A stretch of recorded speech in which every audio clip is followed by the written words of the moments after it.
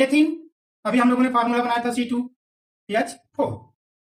तो सबसे पहले हम बॉन्ड स्ट्रक्चर बनाएंगे, जबकि हमको पता है कि एथीन में जो है एक कार्बन कार्बन के बीच में एक डबल बॉन्ड होना अनिवार्य है। तो दो कार्बन है, दोनों कार्बन को ले लेते हैं, इनके बीच में डबल बॉन्ड लगा देते हैं। हाइड्रोजन कितने हैं? 4 हाइड्रोजन है।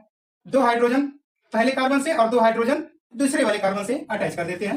हाइड्रोजन और कार्बन ध्यान रखेंगे कि जहां भी हाइड्रोजन और कार्बन का बॉन्ड बनेगा वहां पे सिंगल बॉन्ड, हाइड्रोजन और कार्बन के बीच single bond.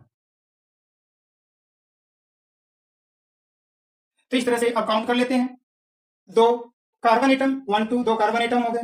4 hydrogen atom 1 2 3 4, 4 hydrogen atom. अब देखते हैं इसका, अब इसी को देख करके पहले यहीं पे सेटिस्फाई कर सकते हैं कि 4 तो पहले ही इलेक्ट्रॉन कार्बन के पास थे, एक इस हाइड्रोजन से साझा किया 5, एक इस हाइड्रोजन से साझा किया 6 और 2 इलेक्ट्रॉन की साझा इस कार्बन के साथ किया 6 2 8।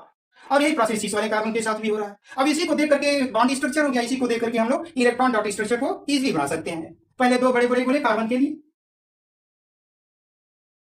2 बड़े बड़े गोले हमने ले लिए कार्बन के लिए, कार्बन डाल देंगे इनके बीच में। और देख रहे हैं पहले वाले कार्बन से 2 हाइड्रोजन, तो 2 छोटे छोटे गोले देखने में सुंदर भी लगे। ये दो दो दो दो बना दिया हमने। हाइड्रोजन को डाल देते हैं इसमें, हाइड्रोजन डाल दिया। अब हाइड्रोजन और कार्बन का जो ग्रुप है, इसी तरह से बोलते आ रहा हूं कि एक डॉट और एक क्रॉस, एक डॉट एक क्रॉस, एक डॉट एक क्रॉस, एक डॉट एक क्रॉस, एक डॉट और एक। ये डॉट वाली जो है वो हाइड्रोजन का इलेक्ट्रॉन है और जो ये क्रॉस वाला है वो कार्बन का है। अब देख रहे हैं कि यहाँ पर हाइड्रोजन सेटिस्फाई हो गया, एक एक इलेक्ट्रॉन मिल गया इनको। अब बात करते हैं कार्बन की। तो कार्बन और कार्बन के बीच में देख रहे हैं कितना है, डबल बॉन्ड लगा हुआ, यानी कि कितने कितने इलेक्ट्रॉन की साझेदारी हो रही है, 2 2 इलेक्ट्रॉन की साझेदारी हो रही है।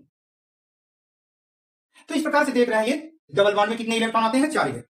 अब काउंट कर लेते हैं। 4 पहले से कार्बन के पास था, 4 एक इस हाइड्रोजन से लेगा 5, एक इस हाइड्रोजन से लेगा 6 और एक 2 इलेक्ट्रॉन की शेयरिंग इससे किया है तो 2 इलेक्ट्रॉन इससे लेगा 6 2 8। तो इस प्रकार से देख रहे हैं कि जो है एल्कीन ग्रुप में 2 कार्बन एटम्स के बीच में क्या होना चाहिए, एक डबल बॉन्ड का होना अनिवार्य है।